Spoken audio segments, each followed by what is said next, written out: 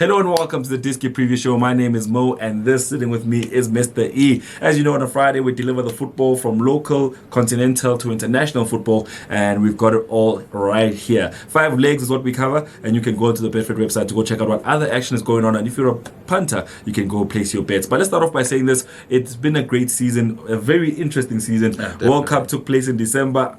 Not as per usual. On top of that, Arsenal led the league for the longest time and then ended up pulling the Kaiser Chiefs. Yeah. And then Kaiser Chiefs themselves pulled the Kaiser Chiefs and they failed to qualify for Africa. So a lot has happened this season, but we're going to wrap up this season with this episode. And next week when you come to see us, we'll be talking about what's coming up in the more international football. We've got CAF, we've got Euros coming up. But for now, this weekend we'll see the last of this season's Premier League action, and also DStv Premiership is over and only one match taking place locally, and that's the FA Cup Final between Sekhukhune and Orlando Pirates. And that is where we start our day with Sekhukhune United versus Orlando Pirates.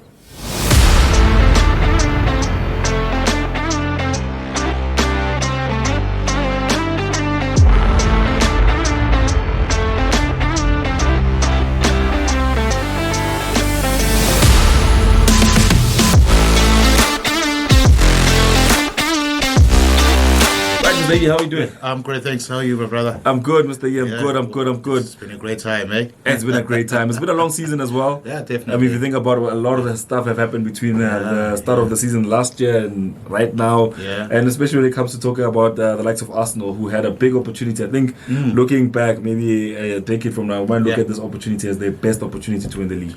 Yeah, definitely. I think, as you said initially, that they pulled the Kaiser Chiefs on themselves. and Kaiser Chiefs pulled the Kaiser Chiefs on Amakos. But it was quite a very good run for Arsenal. I mean, they could have done better.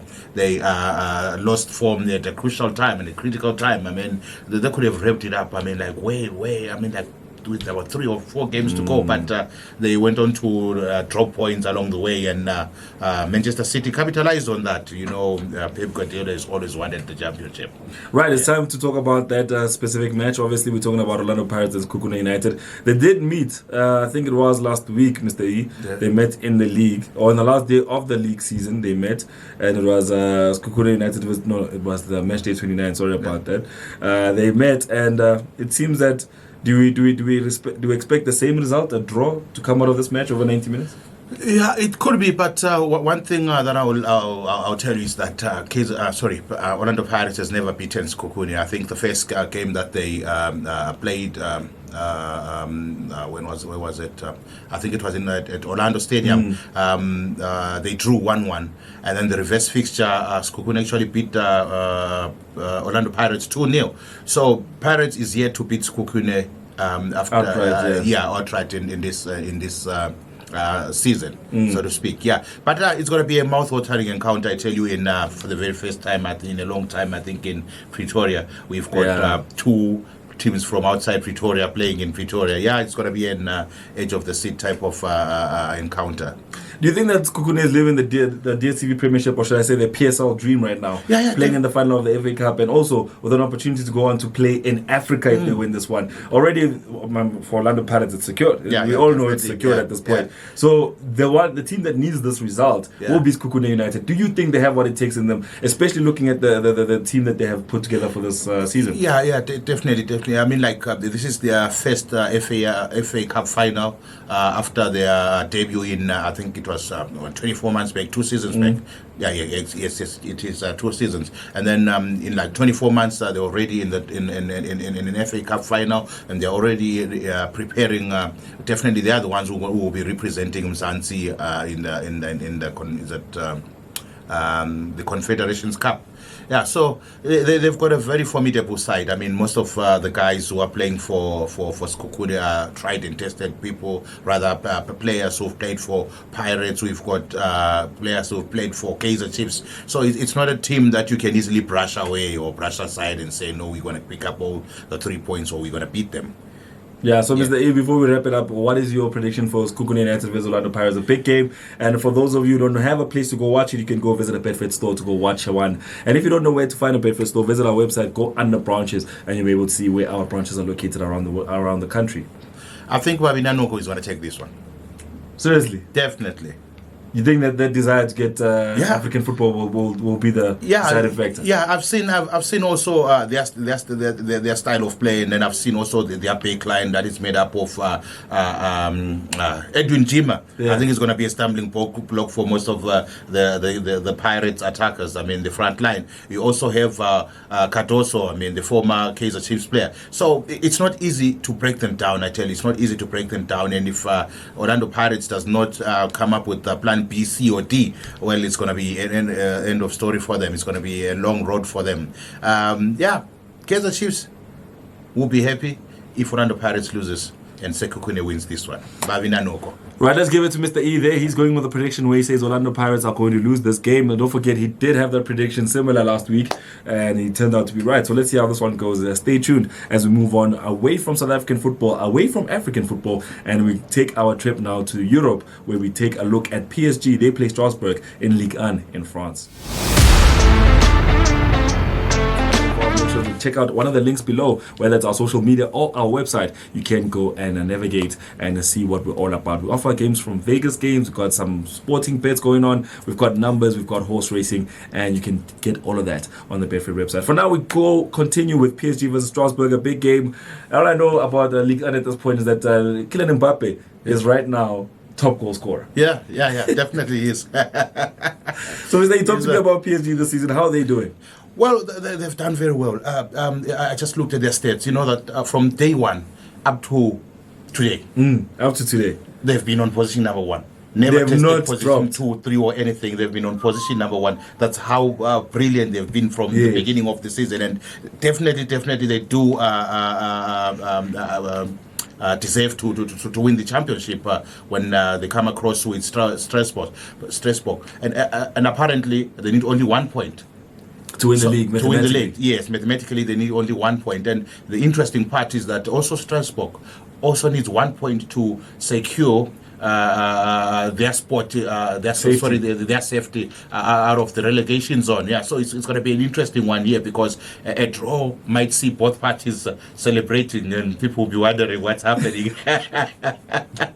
Well, we all know when it comes to professional football that teams want to stay up. They want to stay in the big time and hopefully over the years secure some European football. But let's talk about PSG this season. Their drama has not been on the pitch. Yeah, their drama has been off the pitch. Definitely. I remember when the season started last year, we were talking about the possible fallout between Kylian Mbappe and the South American players. South American players being Messi, Neymar, and Angel Di Maria. As you know, Angel Di Maria was sold off to Juventus by PSG. But now Messi and Neymar also look like they're heading out the door. So what does this mean for the future of PSG? I mean, beyond the season, right now, of course, they're going to win the league again. Yeah. But they failed to win the Champions League again. So paint me a picture of what is really going to be happening with them next season.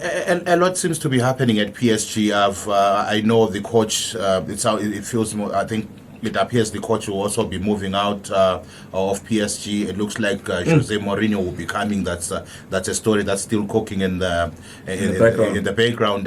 Neymar as well seems like he's going to be making his way to the PL. Also, with Newcastle United. No, apparently Man United. Interesting. You also have a Messi that's been linked with a move again a move. He's been linked to a return to Barca. He's had an offer as well in Saudi Arabia. In the English league. In the you English lie, league. Definitely, he's had an offer. You don't come like that. And but unfortunately, it's Chelsea that's offering. I know. I don't think he's going to be able to take that because it's Chelsea, and we've seen what they've done financially this past transfer window. Yeah, it could be a possibility. It could be, but I'm looking at a Messi who would want to spend the rest of his playing career in Saudi Arabia, right? Yes. Yeah, and try and make as much money as possible before he retires. So I don't think there's going to be any move for Messi into the English Premiership. Although from Neymar, he might go to the PL. Mr. E, let's paint a picture for those people watching right now about who exactly we're talking about. Kylian Mbappe, 32 games, he's had 28 goals. Lionel Messi, 30 games, has had 15 goals. And then, yes, Neymar, 20 games, has had 13 goals. When you talk about assists, obviously Lionel Messi will always top that chart for PSG. He has 16 assists in 30 games. Neymar has 10 assists in 10 games. That's That's an assist every second game. That's crazy. 50%. And Kylian Mbappe, in 32 appearances, only has 5 assists. And I think that's the biggest argument I've had about Kylian Mbappe. I mean, he's not an out-and-out striker. Although over the years, they've tried to, like the same thing they did with Thierry Henry in the early 2000s, take him from the left wing and drag him into the centre forward. But one thing I've always said is that he's not a balanced player. I said the same thing about Mo Salah. I mean, I used to say Mo Salah will score all the goals, but he won't create the chances. And now this season, we've seen a different Mo Salah. Liverpool might have had a bad season, but if you watch Mo Salah's progress, he's been assisting a lot more for Darwin Núñez, Gakpo, and Diogo Jota in those positions. In last game, he assisted Roberto Firmino. So are we still to see the best of Kylian Mbappe? Are we still going to see a balanced Kylian Mbappe in the future? And do we need these two South American giants to leave so that he can have a season where he's the star man, he's the main man, and possibly PSG could win the Champions League? You say if Jose Mourinho goes there, I think Jose Mourinho is one good coach. I mean, he knows how to play around with coaches and the abilities of players. So and should the rumors be true that Neymar and Messi, who have quite a lot of assists, and those assists are for Kylian. Those assists are for Kylian Mbappe. Hence, he's the top goal scorer. If they move out, so we're just waiting to see where are the assists going to come out from. That's going to put him under pressure to try and create goals himself, because he's not an outright striker. Although they are trying to panel beat him so that he becomes the number 9. Yeah. So we just wait to see if they're going to be able to get people or the personnel to replace Messi in terms of assists, or replace Neymar in terms of assists. But he is a good player. He's a very good player. He's a world-class player. So, Mr. E, before we wrap this up, obviously we know that Strasbourg are fighting for safety, while on the other side, PSG are fighting for the title. What is your prediction? My prediction is a straight draw. A straight draw? Definitely. All right, Mr. A's going to go for a straight draw. Maybe he just wants to see peace between the two sides as they celebrate a whole 3 points in the table, and also celebrating winning the champion and also getting safety. All right, stay tuned as we continue our journey. We move over now to German football. We're going to talk about what's happening with Bayern Munich and Koln.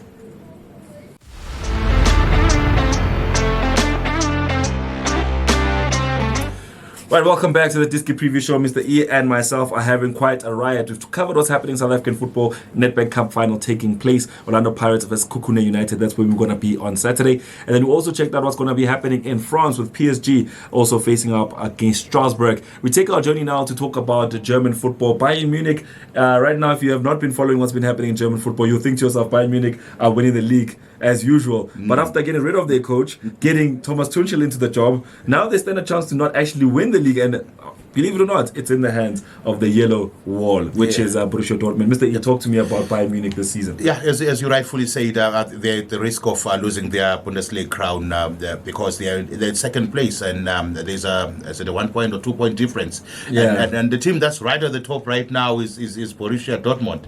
And the assignment for Borussia Dortmund is simple: win the game.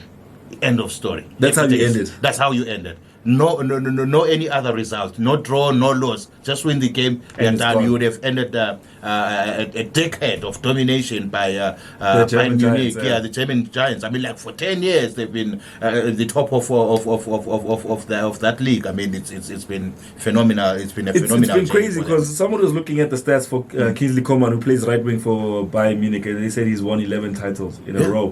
He's not won the league. I mean, he's done it with Juventus. He did it with Bayern Munich. He's just been farming these titles. He did it with PSG before he left the French football. But Mr. E, right now, it is a sad picture. I mean, Thomas Tuchel came into the job while Bayern was still one of my favorite teams to win the Champions League.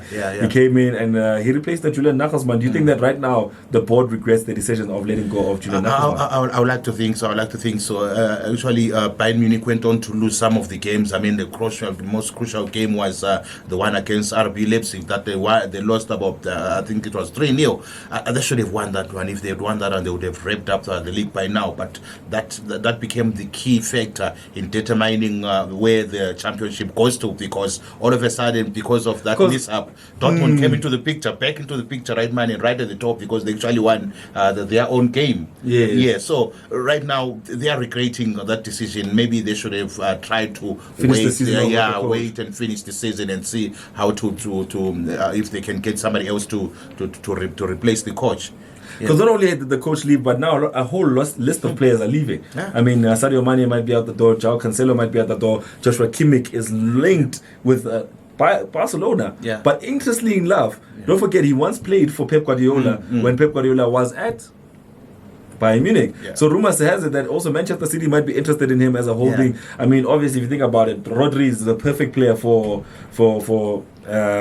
Pep Guardiola. But if you think about what Joshua Kimmich offers, he offers a fullback / a defensive mid / a number 6. So he's just the perfect player on the market right now. I wonder who's going to get him, and whoever does, I think is going to be a steal of a player. Definitely. And also we need to look at the dressing room of Bayern Munich. There's been fights that there were fights that were reported. So it means there's a lot of things that are going on off the field of play that are affecting their play in. I mean when they're playing their performance on the pitch. So the directors need to sit down and re-strategize and see what else they need to do in order for them to return the glory days, especially if they go on to if they lose the championship to Borussia Dortmund over the weekend. Right, Mr. E, this is what's going on right now. Dortmund are going to be playing Mainz, Leipzig will be facing Schalke, Union will be facing Werder Bremen, Koln are at home against Bayern Munich, Mönchengladbach face Augsburg, Frankfurt face Freiburg, Wolfsburg face Hertha Berlin, Bochum will be facing Bayer Leverkusen of Xabi Alonso, and Stuttgart will be in action against Hoffenheim. This is obviously towards the end of the season. Mr. E, your prediction, please. I'm going to give it to Bayern Munich. Mr. E is going to give it to Bayern Munich. Stay tuned as we go cover the last 2 legs of this episode of the Diski Preview Show. Don't forget, club football might be closing its doors for a while, but don't forget, we still got international football. And after that, we've got club friendlies, and then we go again. That's the lovely thing about football. It happens in cycles. For now, let's get ready to check out what the next game will be.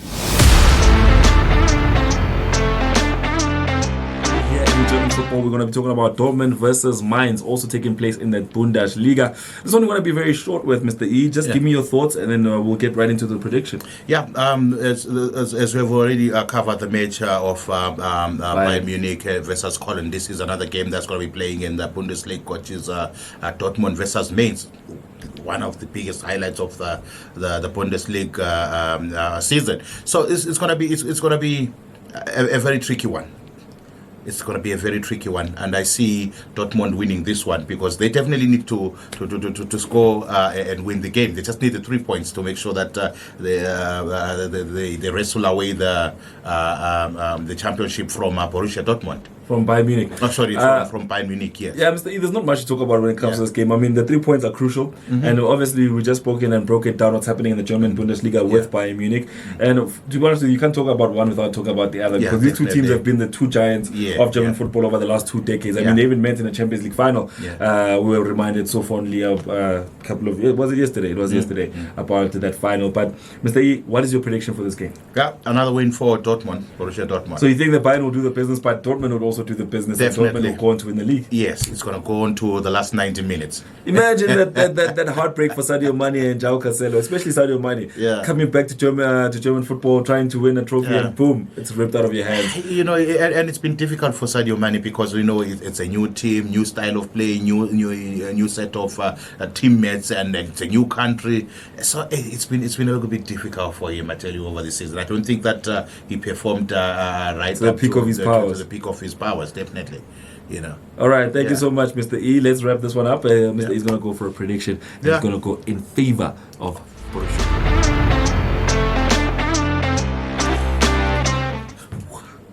We end our journey today in the Diski Preview Show by taking a look at what's happening in English football. We covered what's happening in the local football with the Nedbank Cup. Orlando Pirates playing Sekhukhune United. We then took a journey all the way to France to check out what's happening with PSG and Strasbourg. Then we took a journey further to the German Bundesliga, where we looked at what's happening with Bayern Munich and what's happening with Borussia Dortmund, who are both involved in matches taking place this weekend. And title race is just, a moment away from clinching. But now it's time for us to talk about what's happening in English football. Leicester City will be facing off against West Ham. Now, Mr. E, I don't know about you, but I'm proud of West Ham. Even if they don't go on to win this game, I'm proud of West Ham. So tell me, they've done very well. They've done exceptionally well, Mr. E. What are your thoughts about these two teams this season?